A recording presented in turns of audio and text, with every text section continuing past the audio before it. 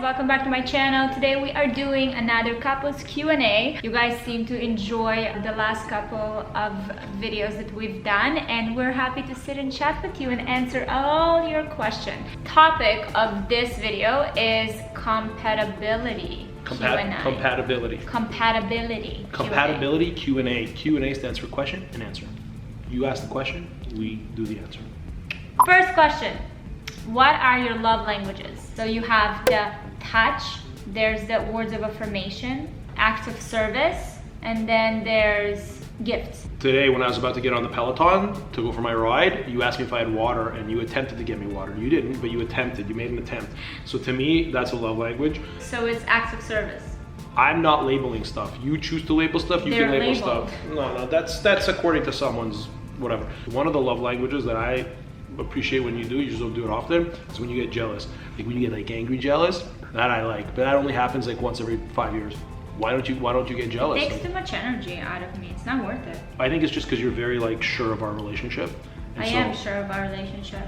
I also think you're a wise man, so I think for me it's acts of service and words of affirmation. For me, for sure, is my love language. This means when I tell you I love you? Not only when you tell me you love me, but just like, you know, like even when I do something, or when I don't know, you just say, oh, you did a really good job, or just, you know, you're doing great. Do you feel that I do that sufficiently? Yeah. Right. I feel like if it's too much, it also becomes a little inauthentic, you know, so I like it. I like the pace. What are your zodiac signs? I'm a Virgo, September. Gary? I'm waiting for you to tell them my zodiac sign. He's February, but I don't know your zodiac sign. I don't know zodiac signs. I only know mine because I don't even know our kids. I thought Watch. Ben is Cancer. You don't know the kids? Scorpio. I'm an Aquarius. Aquarius. We match really good together. That's the first question my mom asked me when I told her about Gary. She's like, what's his zodiac sign? Your mom is a scientist.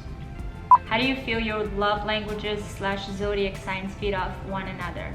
I don't know much about zodiac, so I can't talk about zodiac, but I think that for love languages, how they feed off of each other, that's part of, I think, having an open communication. Why it's so important is he wouldn't have known, especially a man, they're not as in tune with these things, so he wouldn't know that that's my love language until I tell him that's my love language.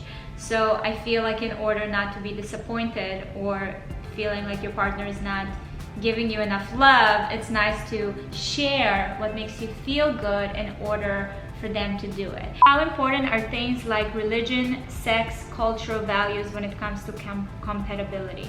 As far as religion is concerned, look, I think that there's already a lot of differences between men and women, just naturally, and there's a lot of reason in a marriage, as a marriage matures, to have debates and discussions and disagreements. I remember my father used to always tell me, he had suggested that I marry within my own religion, and the reason was, and I actually believe in it, is that having a strong religious or cultural difference, it has the potential to just add more complexity, unnecessary complexity to a marriage. However, and I want to point this out, is that I know of numerous examples of people from mixed religions and cultures getting together and just having a beautiful marriage and a beautiful relationship.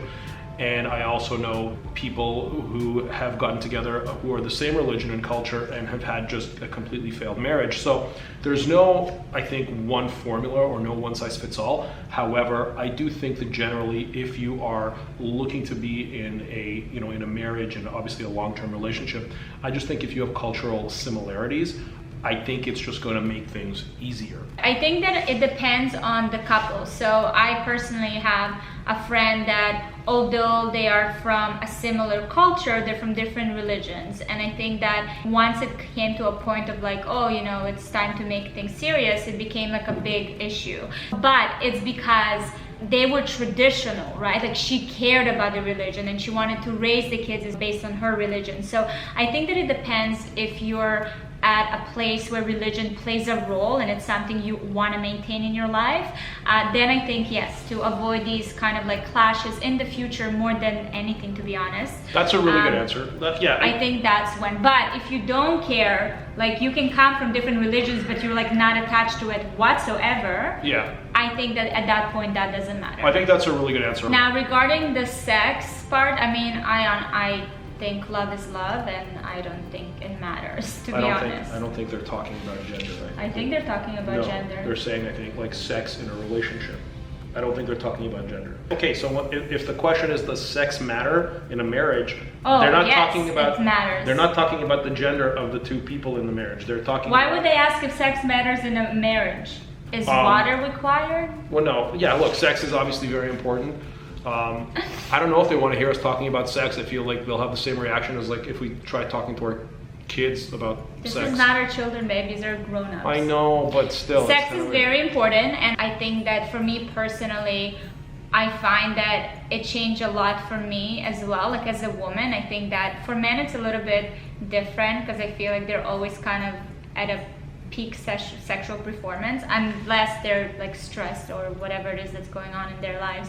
But for women it's very different because we have so many like seasons in their lives, you know, being pregnant and then after baby and then, you know, premenopause. Like there's so many constantly changes. So I think that it's definitely something that is very important, and I feel like I'm also now getting into my 30s. I feel much more comfortable with myself, and I feel like I'm more I feel like I'm becoming more sexual person than I was before, because before I feel like I wasn't as comfortable in my own skin. So I think it's definitely like a discovery journey within a relationship, within a marriage.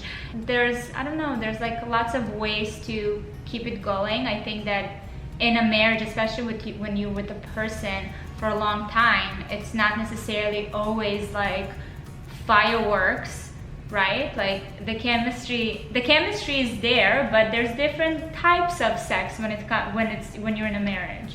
It's not like when you have sex for the first time with someone, or that like little, you know, short honeymoon period when you just like start dating someone. Don't get the way you're talking about it, it's far more complex. I think it's definitely more complex. I know for men it's much simpler. Men want to have sex. Yes, I'm actually reading. But it's not this like whole seasons of your life thing for men. It's one season. We have one season. We know. From when we begin to have sex in our lives until we die. Well, we have to censor this video. This video won't get played, yo. It won't get played. Why? I don't know. YouTube will cancel this video because it's there's too much sexy talk in it. What are you talking? Have you been on YouTube lately? Aside from ethical values, what else do you have in common? Honestly, I have to say, like, I think what we have in common is kind of our base values. I think that we are pretty different. Like, we think a little bit differently. You know what's interesting, just to give some context, like you see a lot of couples who are just, they've been together for so long and they're just so like identical. It's like the female or male version of each other. That's definitely not the case with Valeria and myself. But when it comes to the evolution of our lives, you know, we're really on the same page in terms of work ethic, in terms of just like goals, just like where we are and where we want to be as a family, as individuals. I think that we actually don't have a lot in common when it comes to the things like hobbies and things like that. We're very different. But I have to say, I actually did a post about it, I think like a few months ago, and it got like an amazing response, because I truly believe that when we got married, I was kind of under this illusion that Gary's gonna be my whole world. Like, Gary's gonna be my best friend, Gary's gonna be my therapist, Gary's gonna be this and this and this, and we're gonna do all these things together, things that I love. And I felt like at some point I was just like, holy cow, this is so much pressure on one person. At some point I had this realization where, hey, I need to outsource. Like, this person cannot be everything to me. Can't be my lover, the person I raise my children with, this and this and this, and my best friend. So I started taking away things off of his plate as a partner, and really making sure that the most important things, like our core things that are important for our family, we do together. But then for everything else, for therapy, you go to therapy, you hire a professional. For, you know, certain things, you talk to your friends. You can find circles where I have the same interests like you. So I think that that's when I found like a sweet spot for our connection, for our marriage, for our relationship. What has your biggest challenge been as a couple? It's not one big challenge. I mean, life is a series of challenges, one after the other, and we constantly go through it. We've always been really good at coming together during difficult times. So I wouldn't say there's like one big challenge. I think the biggest change that occurred was when we had our first child. again, it wasn't a challenge. I mean, everybody goes through it. So I would say that was it. I feel fortunate that I can't say, oh, there was this one big thing, which means that we as a couple never saw anything as being this devastating thing. We addressed things one at a time and we got it done. How do you grow individually while maintaining and growing your relationship? So I don't have a meaningful amount of time outside of my commitments to, our marriage, our family, and our work, and my health. So, to admit it, like for me, I don't have a lot of development outside. But you do, but you have your development in those areas. I have my development in those areas, and those areas fulfill me. So as an individual, I'm fulfilled in the areas that overlap in our family goals. I mean, individually, yeah, I do spend some time with friends, but not a lot, and I'm comfortable with it. So I mean, I feel I'm developing within the things I have overlapping with Valeria. I personally feel like I'm growing individually a lot by exposing myself to different experience and different just like ideas and thoughts. And I think that Gary gives me the space to do that growing. I think that sometimes in certain relationships, your partner can feel kind of jealous that you're maybe, attending to yourself or to other things outside of him. So I think that's where the clash happens. I think that giving space and keeping each other kind of updated about each other's progress is great. Well, the thing with giving space is that as long as the partner who you're giving space to doesn't abuse it, then it's completely fine. If your partner knows that they have that freedom, a lot of the times they won't even take advantage of it. So I think that's just really good for a relationship, is having that trust. How do you work around each other's temper, mood changes? I just try to stay away from it. I just get out of your way. I think that Gary just at this point, obviously, when you are with your partner for a while, you know when it's time to back away. And I think it's very important to learn that every person have different needs when they're angry. So for me, I need to be left alone. I go into solutions mode right away. So if I see something's wrong with Valeria, first of all, there's certain degrees of wrong. So I can tell if it's something that she requires me for or if she doesn't. Having this intuition that I have, it does come with time, it does come with experience. It also comes with putting your ego aside, and it also comes with trust. So once I do my assessment, I then figure out where you're at, and then I'll either leave you alone or I'll kind of insert myself into the situation to try to find a solution. And this is happening almost on a daily basis because people have good and bad moods every single day. So I'll always be checking in to find out what's going on. Gary's very attentive. Sometimes I have to tell him like, I don't need a solution. I just need to like process it by myself. And again, I ask for it and he backs away.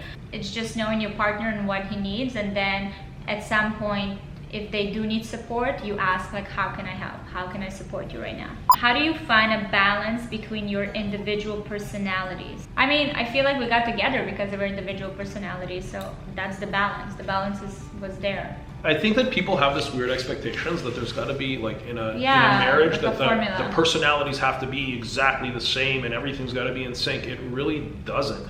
It's navigating difficulties and change and everything and kind of celebrating the differences in your two personalities. So there doesn't have to be this big overlap. How important are your aspirations in a relationship? Kids, marriage, work goals, travel?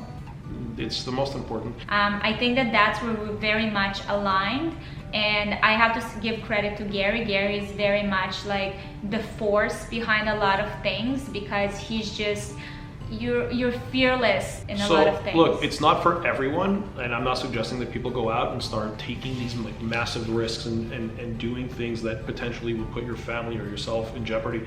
But yeah, I mean, taking risk is part of the game, and unless you take a risk in your relationship, in your business, and whatever it may be, then it's really hard to move ahead. It's just like working out. When you work out, things are painful, and then on the other side of that, that's where your results are. Do you believe that opposites attract, or do you still need some similarities to make a relationship last? I don't think you need similarities per se, but you do need you just like need an overlap in core beliefs, right? So if it's aligning on kind of the core beliefs, but it's then enjoying the differences. So if you enjoy the differences but align on the stuff that's important, I think that's what really leads to a happy marriage, and a marriage that's constantly evolving, because as my interests outside of our relationship evolve and as Valeria's interests evolve, we're both going down this path, and then we connect and we both get the benefit of our own individual interests while having our core beliefs in place. Mic drop. Boom. Okay guys, this is it for us. Compatibility Q&A. I hope you enjoyed, and let us know if there's any other subject or topics specific in the relationship sphere that you want us to cover. We are here for ya. Love you. Bye. See you later, guys.